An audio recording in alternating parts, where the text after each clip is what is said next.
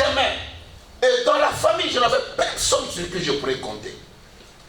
On peut tout me dire, mais qu'est-ce que tu me raconteras? La personne sur qui on peut compter, l'homme, le chef de la famille, s'il y a un problème dans la famille, qui peut s'élever pour parler au nom de la famille, était une sentinelle dans une maison de quelqu'un. Oh my God. Il avait un salaire de $35. Dites-moi, tu vas compter sur qui une telle vie? Tu vas compter sur qui? Même dans les plus fous de mon rêve, je ne pourrais pas imaginer même arriver à Brazzaville. Même dans les plus fous de mon rêve. Je ne peux pas penser. Mais laisse-moi te dire une chose. Quand j'ai rencontré l'homme de Galilée, le lion de tribu de Juda, le versus de Salomon, le bateau de Moïse, l'arche de Noé, celui qui dit que ne laissez pas dehors celui qui viendra à moi. Toute personne qui viendra auprès de moi, qui qu'il soit, je ne le mettrai jamais dehors. Amen. Chers frères et sœurs dans le Seigneur, aujourd'hui je suis estomaqué. Aujourd'hui je suis abasourdi, choqué. Des fois quand les gens disent c'est qu'ils aimeraient être des fétiches, de ceci, je dis merci Seigneur. Alléluia. Sans toi, les gens ne nous connaîtraient pas. Amen.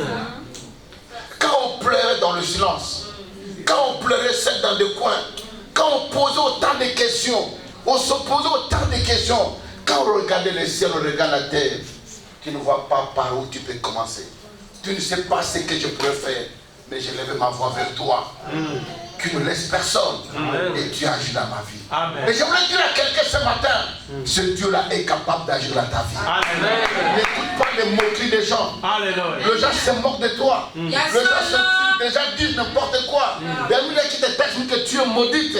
Voilà, ça ne marche pas. Même tes propres frères qui ont tenté 2 ou 3 fois, ça n'a pas marché. Ils disent voilà, on est fatigué. Fais ce que tu pourrais faire. Laisse-moi te dire, Dieu veut que les hommes t'abandonnent, que tu te prennes en charge.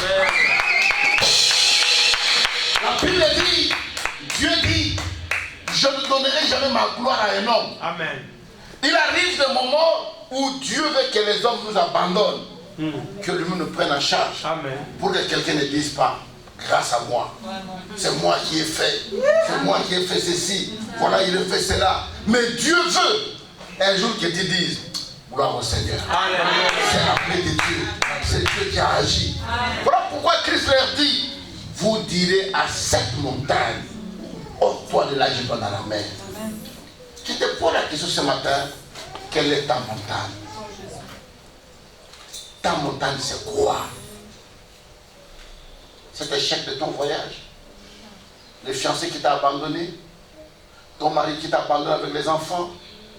La personne qui a fui avec l'argent, le travail que tu manques, le célibat, ou ta montagne c'est quoi?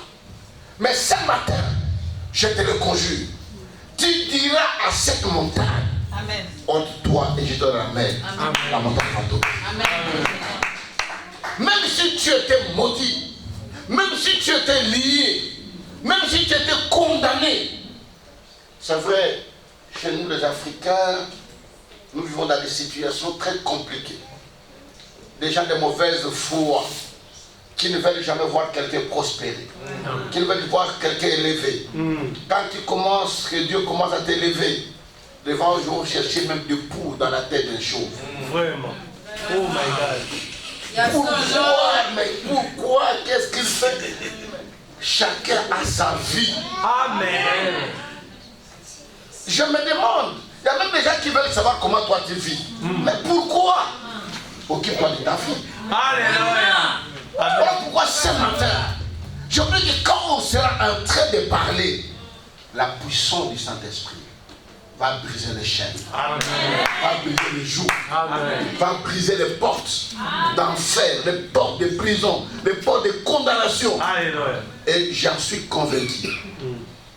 Si on ne se verra plus ici à Turquie, on se verra en France avec toi. On se verra en Belgique avec toi. On se verra peut-être au Canada. Et si on ne se voit pas là, la chose la plus certaine, nous nous verrons au ciel. Amen.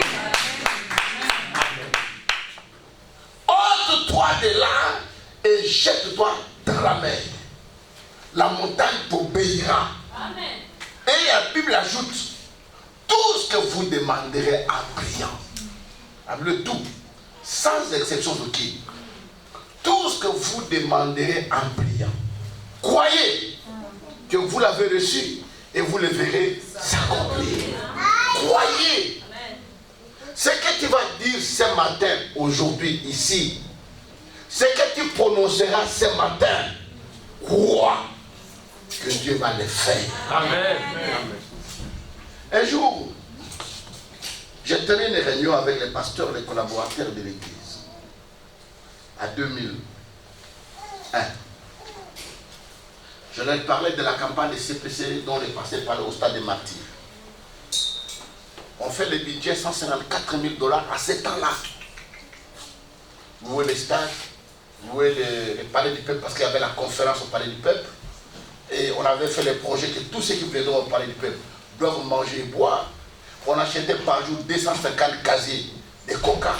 On faisait 5000 sandwichs pour les gens qui venaient à la conférence. Et faire encore la campagne qu'on prépare au stade avec les invités. On tient une réunion, on est en train de parler, je l'explique comment va se tenir la campagne. L'un des pasteurs soulève le doigt et me dit, papa, ça c'est un rêve de sourd. Tu parles de quelque chose qui ne pourrait pas se réaliser. Tu vas à l'église, nous prions chez Maître Dora Yolo. Nous payons $200. Mais pour constituer les $200, c'est tout un problème. Et toi, tu quittes 200 pour aller à 100 et quelques mille.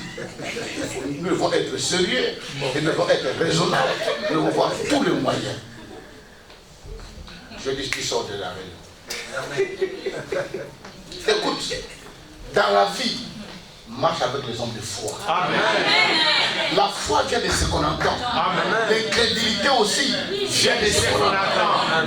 Que personne ne te décourage et te dise non, ça ne tiendra pas. Amen. Amen. Amen. Si pour toi ça ne peut pas tenir, pour moi ça va tenir.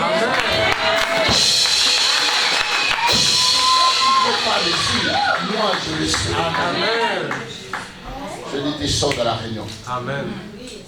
Alors papa, moi j'étais maman, tu sors. Elle est sortie.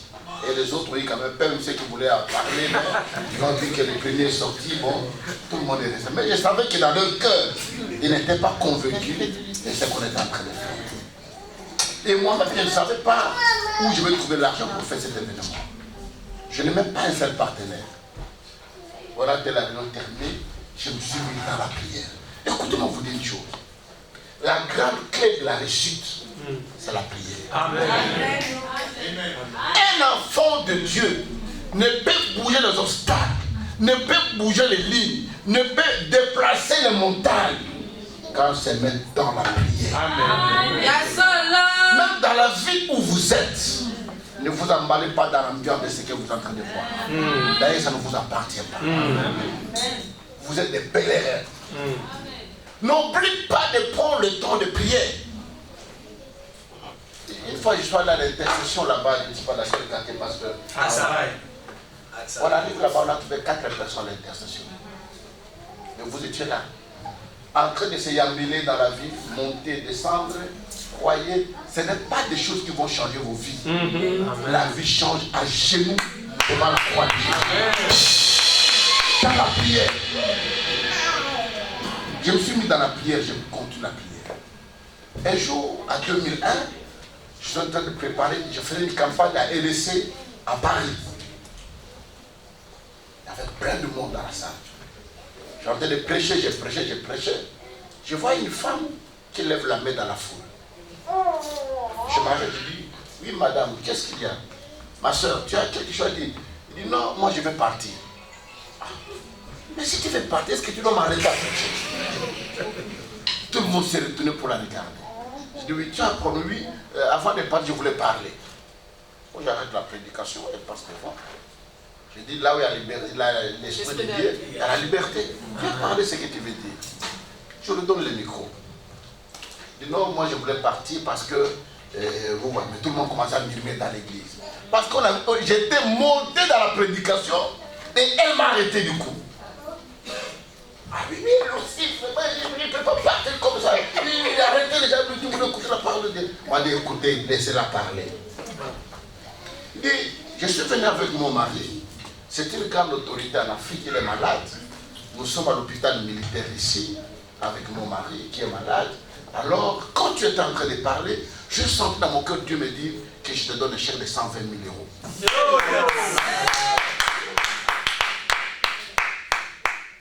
Elle ouvre les sacs, elle signe sur le plat le chèque, les 120 000.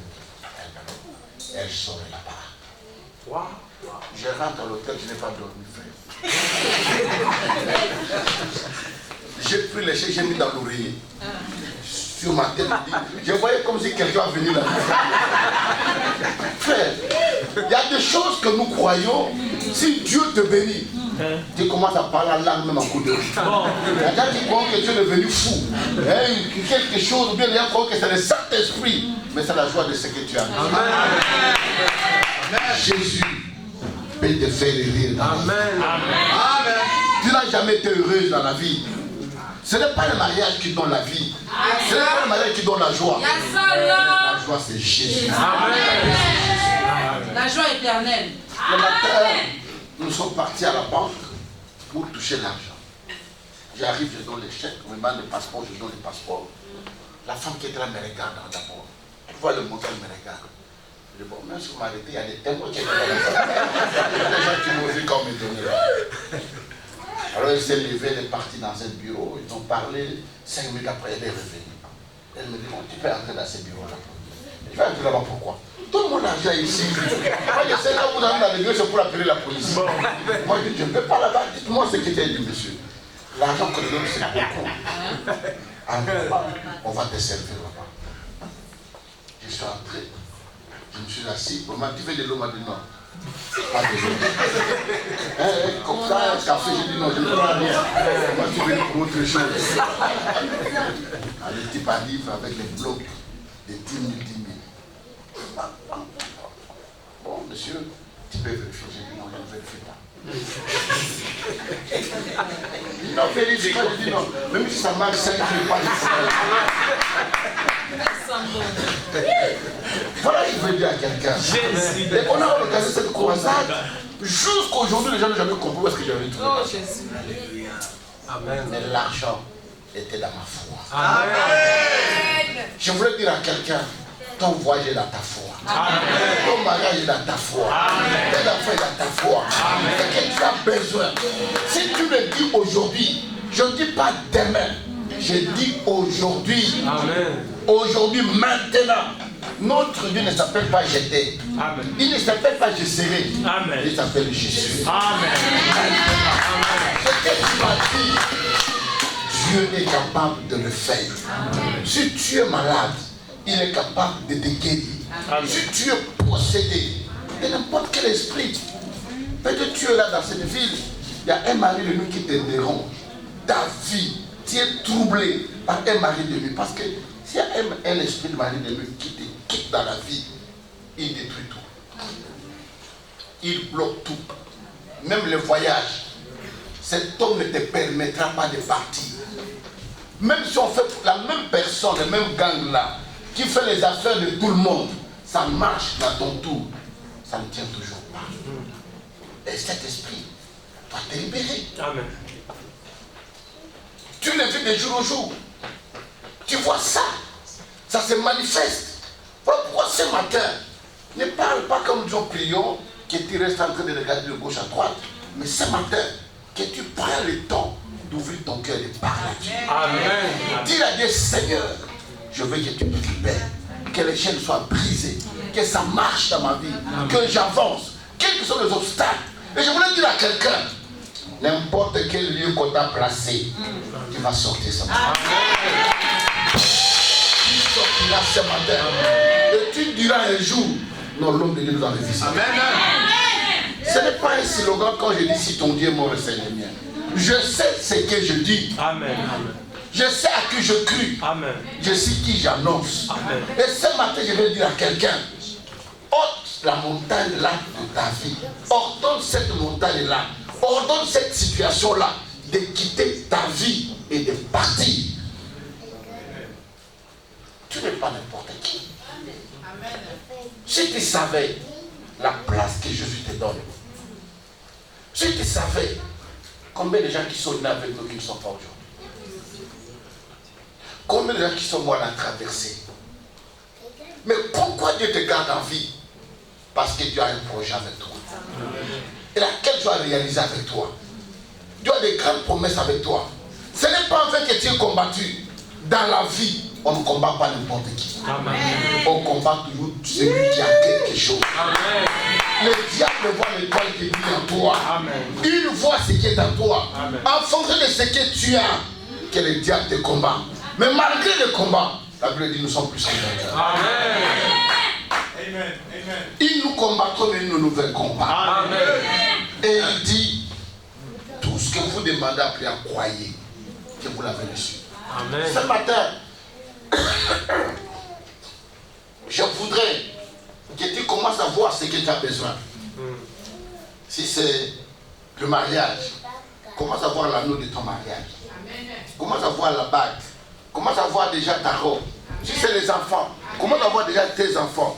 Si c'est le voyage, je ne sais pas de quel pays. Commence à te voir déjà arriver dans ce pays-là. Amen. Que Dieu te bénisse. Commence déjà à voir que tu es déjà arrivé. Amen. Et tu arriveras. Vous savez pourquoi moi je suis venu à Europe? En Europe, moi j'étais venu par miracle. Je n'avais personne de ma famille. Personne. Un matin, je vois les gens de l'ambassade de Suisse qui viennent me chercher à la maison. On cherche M. Kizamina. Je sors, c'est moi. Bon, tu viens avec le passeport à l'ambassade pour ton visa pour voyager en Suisse. Je dis, pardon? Il dit, mais non, tu es invité en Suisse. Moi, je dis, non, ce n'est pas moi. Et à ce temps-là, dans les années 96, à 96, on n'était même pas connus. Alors qu'il y avait une sœur dans l'église. Voilà pourquoi ne négligez personne. Il y a celui qui est à côté de toi, ne me néglige pas. Celui qui est à côté de toi, tu ne le connais pas. Amen. Il n'a pas d'argent, il n'a rien, mais il peut t'ouvrir une porte. Amen. On ne sait jamais. Cette sœur a pris des prédications, des vidéos, elle a envoyé à sa sœur qui est à Genève. Et quand il se met à regarder, il voit des délivrances, des prédications. Sa sœur commence à dire, mais Seigneur, de tel pasteur vraiment, tu ne peux pas vraiment les amener qu'ils viennent faire de tel travail ici en Europe. Une nuit, elle va arriver pour lui dire, mais toi tu as toujours prié pour cette pasteur qu'il vient en Europe. Est-ce que toi tu ne peux pas l'appeler de venir ici?